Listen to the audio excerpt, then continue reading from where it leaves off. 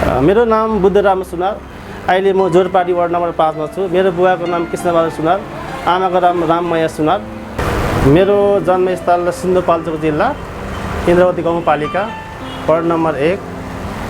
मैले बिजनेस गरेको 2058 सालदेखि।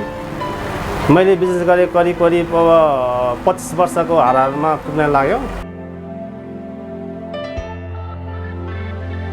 यो मेरो चाहिँ अलिकति मैले बिजनेसमा अरूले भन्दा अलि मैले कम लिएर कारोबार गर्दैको हुन्छु।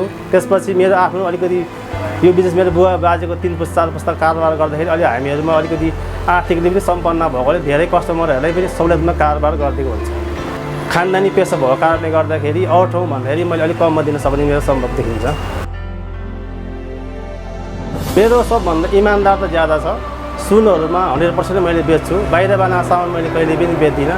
सकभर म आफैले पनि सुन प्रत्यक्ष गर्न सक्ने मसँग क्षमता छ र सुनहरूमा हरेक कुराहरूको क्वालिटी कति छ के छ भन्ने कुराहरू मैले हेरेर अथवा मेरो अनुसन्धान गर्ने क्षमता भएको छ। यो पेसामा बेसिक रूपमा सबै कुराहरू यो पेसामा अलिक अनुभव बेसी भएको कारणले गर्दाखेरि चाहिँ मैले 1 नम्बरमा सुन चाहिँ कहिले पनि मिसावट सुन चाहिँ कहिले पनि बेच्दिनँ। यो 25 वर्ष भयो मैले बिजनेस गरेको। यसमा चाहिँ सुनहरू मैले जतिखेर पनि क्वालिटी दिन सक्छु।